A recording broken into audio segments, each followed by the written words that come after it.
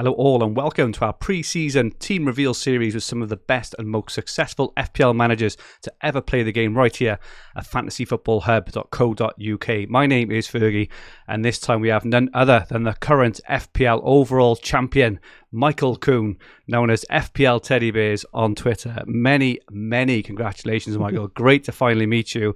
Has it sunk in yet that you are the FPL champion?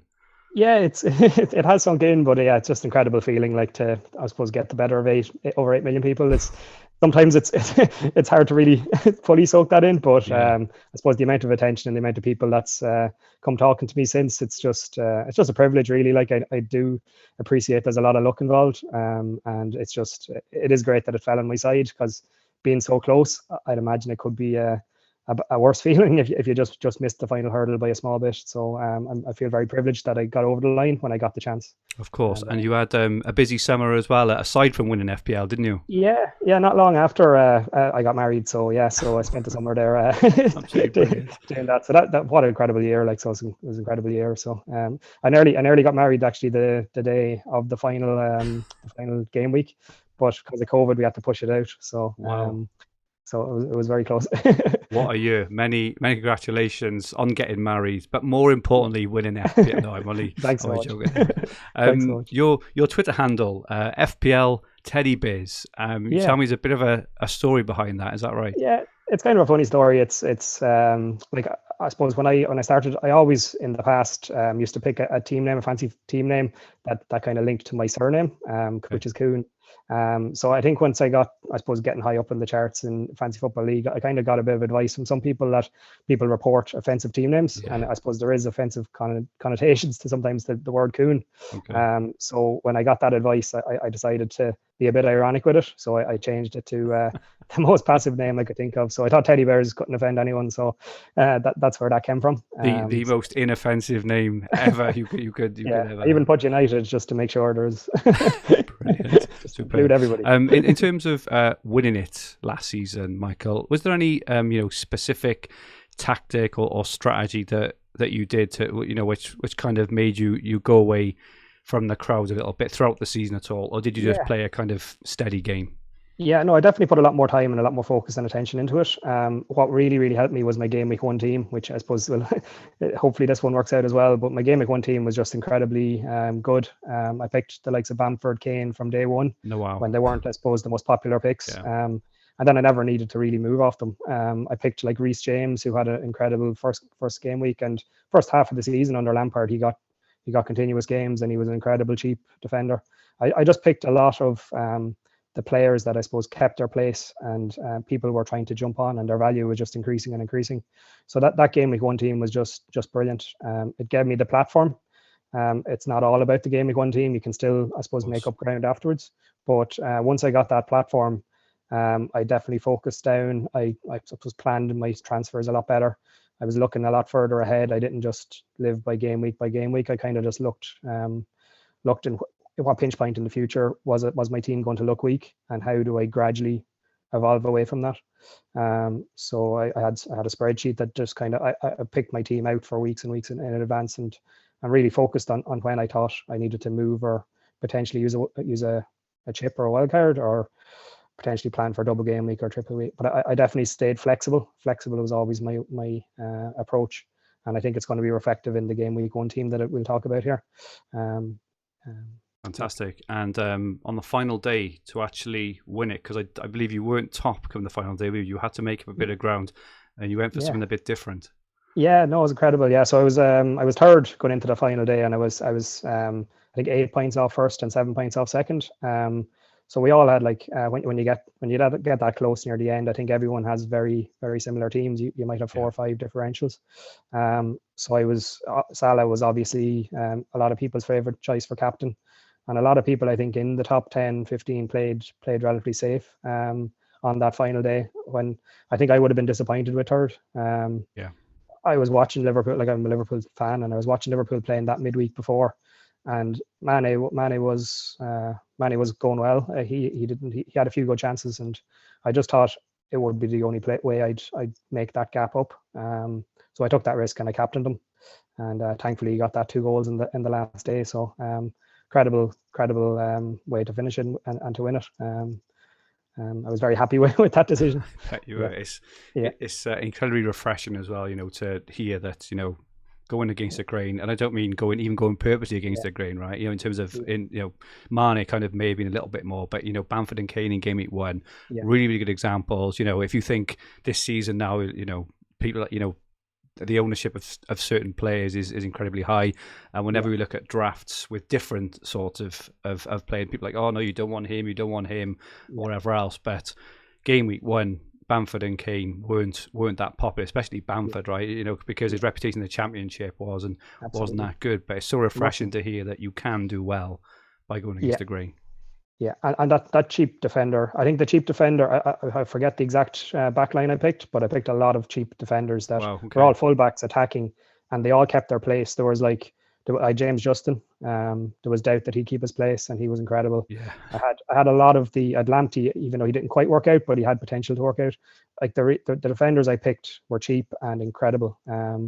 So it allowed me a lot of flexibility then going forward. But absolutely, that game week 1 team was brilliant. Fantastic. Okay, thank you, Michael, for all that really interesting stuff. So just before we reveal your team, we should let our watchers know, if you haven't signed up already to fantasyfootballhub.co.uk, there's currently a pre-season 25% discount link at the top of the description below. Members get unlimited access to all our Fantasy Premier League tools, including opt stats, comparison tools, points predictions tools, the Game Week 1 team reveals from the very best FPL managers in the world. Michael will also be updating his final team reveal on fantasyfootballhub.co.uk for us, releasing it on Friday as well for Hub members. Sign up for all this, incredible content. There's also masses of other fantasy football content and basically everything you could ever need to become a better fantasy football manager and dominate your mini leagues. Okay, so we've got your team on screen now, Michael. Your game week 1 team. Some interesting picks. Some fairly template and some not so. Really interested to hear through. So could you just talk us through your 15 and your kind of rationale as to why you picked these players? Yeah, no, I think I'm definitely going risk averse at the start of this year. I think it's a lot different than last year. I think the transfer market is a lot more. There's a lot more activity currently. So I definitely think I kind of don't want to nail my colours to the mast on game week 1. I want to evolve to that best form team. Yeah. I think the best way to do that is, I suppose, go a little bit template. Go like your Fernandes, your Salahs. You have a lot of scope then to downgrade and maybe go for your Lukaku, maybe go for your Kane, depending on how they work out and where they end up. So it's definitely I'm trying to play it a little bit safer to start off. I definitely have. I think if you look at my team, I have a lot of players that there's very few that's rotation risk for the start, and that's not how I'll stay. I'll again, as I said, when I see the cheap player that's going to hit form, I'll evolve to that team, to that peak team. So having players that are playing allows you, I suppose, you can downgrade to a non-player to get a lot of money in your bank, and then upgrade to a player you want more easily without having to take hits as you move along. I think by having that kind of, I have Ayling, I have Ben White, so I think they'll start and they'll be at no risk of getting dropped. So I think they'll allow me flexibility to move to the team I want to end up having in probably game week 3, game week 4, without having to hopefully avoid using my wild card, hopefully avoid taking too many hits. I'm definitely against hits. I kind of stayed away from them as much as I could last year. So it's to give me that flexibility, have a lot of money in individual players that you can still downgrade to a good mid-price player, and create money then to upgrade to a Lukaku or a Kane when they join a Man City or they join a Chelsea and they bed in and they hit form. You need to have that flexibility, and you might have to play 1 or 2 game weeks with Ayling and White at the back, just to allow you transition without taking hits. And I think that's the kind of approach I'm going towards this year. I was taking a look just at Arsenal's and Leeds fixtures, actually. I think from game week 5, because I've moved Ayling into my team this afternoon, because Leeds fixtures from game week 5, they're going to run of 7 game weeks from game week 5. They've got Newcastle, West Ham, Watford, Southampton, Wolves, and Norwich. I mean, it's incredible. It's thinking ahead there as well, isn't it? You won't have to bring him in then. You've already got him there. Yeah, exactly. It's just to play him to transition. Like Yeah. it's not really having a good bench to, I suppose, account for players not getting picked or that. Yeah. It's to transition. It's Yeah. to transition from game week to game week. It's not. It's I'll eventually have a team that hopefully, like last year, I think flexibility was massive because of COVID. You Yeah. probably needed a fairly strong playing bench, but this year I'm definitely going to move away from that. But I'm going to start with fairly nailed players, and when I see where I want to get to, I'll gradually transition there without taking hits, and without hopefully using my wild card, and that's what I hope.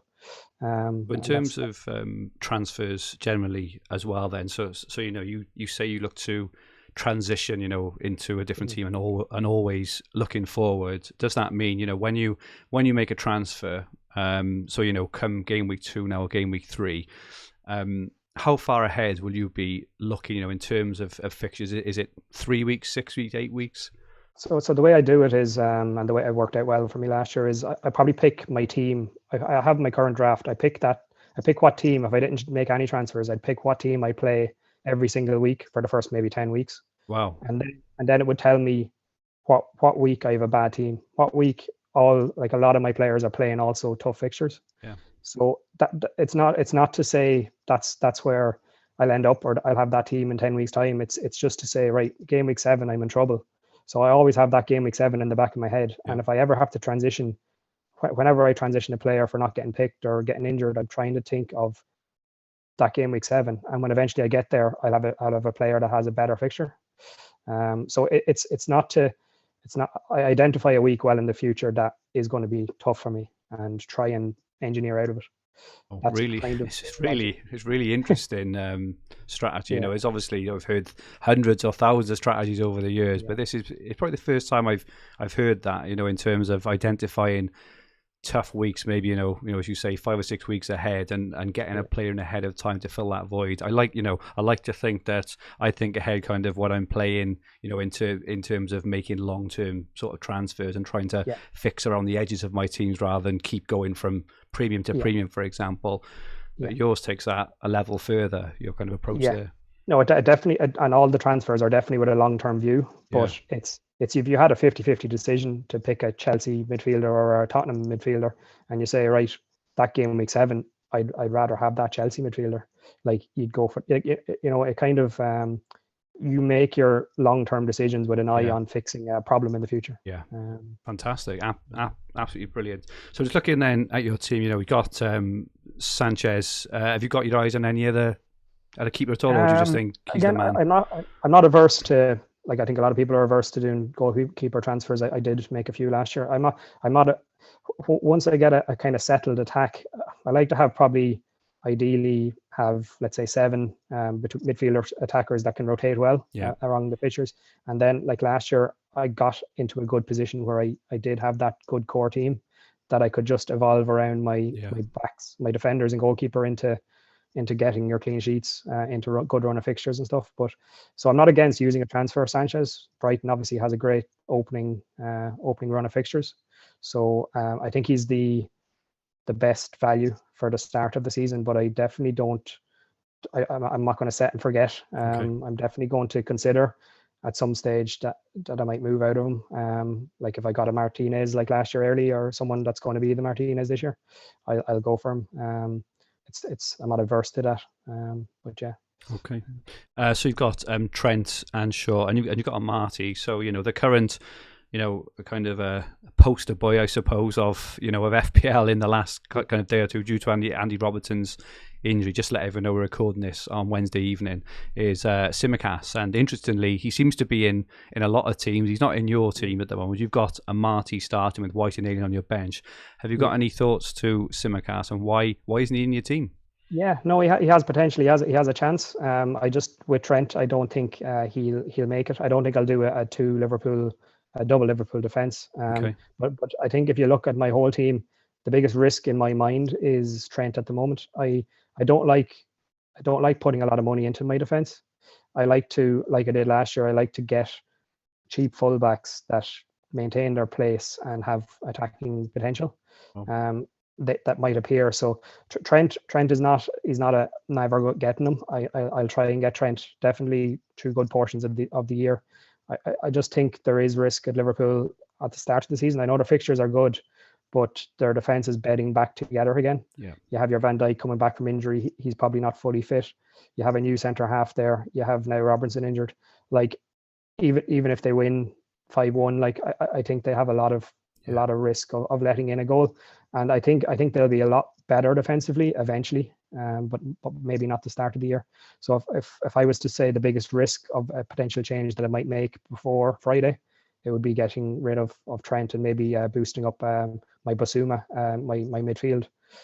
So I think that's currently my everything else is fairly solid, but that's my risk. And the Amartey decision, that's changing again, because I think Vestergaard potentially could be going to Leicester. So I think his chances to keep a place even for a few weeks might disappear. So Tsimikas without Trent could be an excellent 4 million decision there. I do, if you look at my team, I have slack, so I have 0.5 million on my bank. So I do have a scope to go up to a 4.5, but I just like that flexibility. So I'll see where I come to, but if I get rid of Trent, I'll likely do Tsimikas for Amartey, and then bolster up my midfield. Fantastic. So you've got Salah as captain and Bruno. Are they more ownership picks, or do you think they are? No, are they premium for a reason? They're the best. They're the best in the game. Like they've been the best for the game for the last 2 years plus. Okay. Like again, it's if you look at all the premiums, all the like your Kanes, your De Bruyne, they're the premiums that will start, and you're guaranteed for them to start the start of the season for the few weeks. So it's not the end of the world being on them. They're going to get you points. They always get points, and then they offer you, as I said, the option that you can get money by downgrading them, and if you save a transfer, you can upgrade a striker to a Kane or a Lukaku. So they offer flexibility. They're not going to let you down. I was never going to steer clear either of them.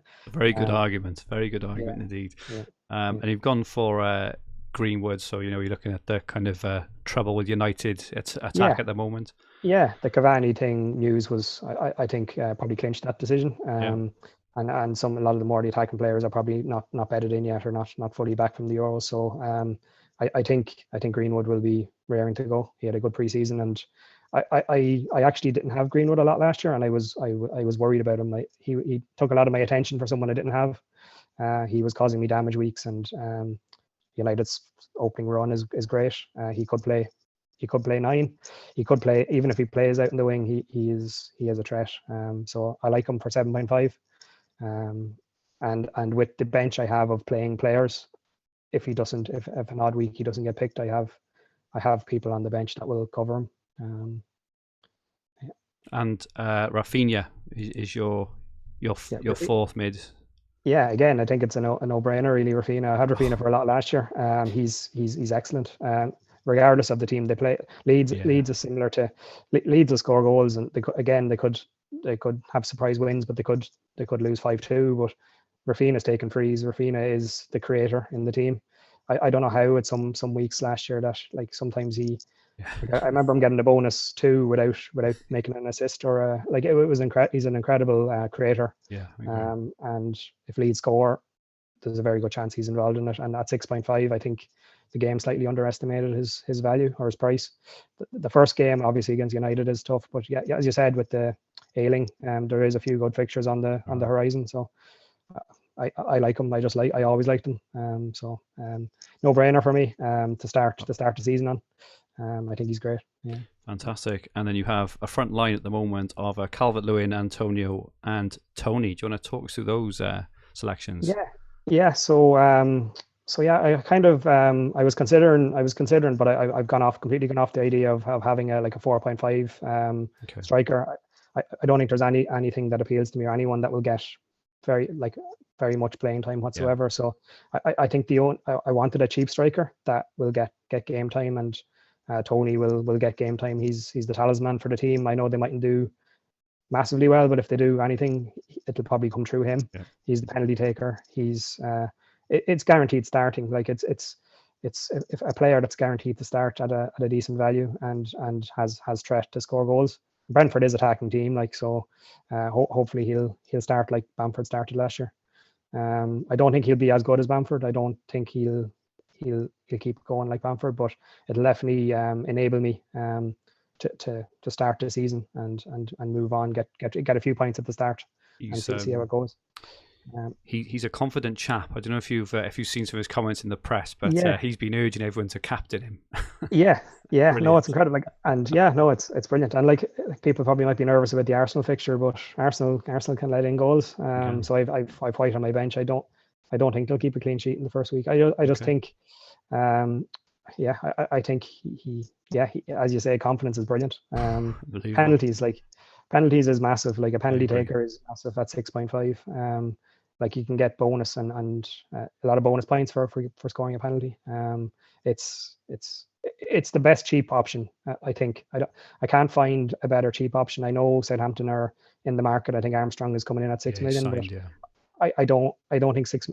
I think Tony is a better option. The other two is I really like. I'm a little bit worried about Calvert-Lewin. He's a slight injury doubt, but if at all I get the hint that he's playing, he's staying. Like Everton have a great run of fixtures. He had a great start last year. I missed him from the start last year, which I kind of regretted. I think he's a great player. Again, probably the talisman of Everton. Like a lot of the goals come through him. He'll score a lot of the goals. Again, I think at that 8 million price, he's probably the best that I could pick there. Particularly with the run of fixtures that Everton start out with. And then he's probably the bridge. He's probably then potentially the bridge to Lukaku or Kane. So I like him. I like the start, and hopefully he won't let me down. Hopefully he'll get over that knock that he has. I think he will. I think it's just minor. Antonio then is barring injury, he's great. He's if West Ham have half the season they had last year, he'll do well for you. So Antonio's great as well. So it's like I have there the 7 very good attacking options that I think won't let me down, and they rotate well together. So that's how I start. But again, I'll evolve to that won't be my team in 5 weeks. I'll evolve to the team that hits form, like to our team that hits form, and I think that enables me to do that with the price points I've picked. So I think that's the decisions. I think I'd be hard to upgrade a 4.5 to something else from an attack line. I think I can upgrade and evolve into like getting 7 excellent attackers with the players I've currently picked. And that's why I've gone for them options. Fantastic. Really, really great insight, and really refreshing to hear you talk with such such confidence about your picks, and shows it's brilliant. Can I just ask you a couple of questions before we finish? Couple of dilemmas. So Greenwood versus Jota is one who everyone is kind of weighing up. What has persuaded you to go for Greenwood over Jota? I think Greenwood will start. I think he's more guaranteed to start at the like game week 1. Yeah. I think he's more like between him and Fernandes. I think they're the main threat in terms of goal scoring. I think Mane can hit form and take a lot of the points from the Liverpool attack, but he's too expensive to go for game week 1. I think Firmino can also get goals. Like so, I think the spread of scores is more like varied in the Liverpool attack than the United attack.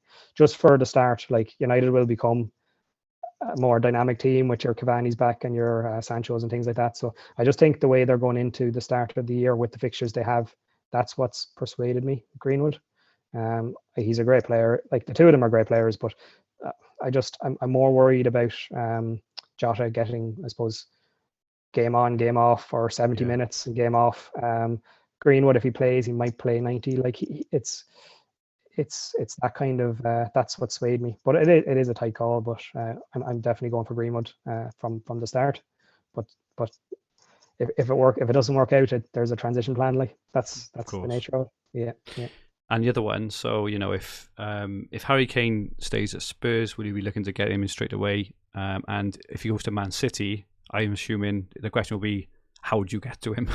Yeah, no, it's Fernandes. I think is my I'll see how it goes. So that's like if Greenwood hits absolute form and starts, he could actually outscore Fernandes. Like if everything goes right. Yeah. So if I've covered United by the most informed player, I can downgrade Fernandes. Like I can't really guarantee you what I'll do to get him, but I definitely don't think I'll get him like the first game week he's going to play for Man City or a Tottenham. I definitely think I'll see how it evolves. But if I was to tell you now, without seeing anything in the first few game weeks, it's probably a Fernandes and an upgrade of one of the attackers that I have there.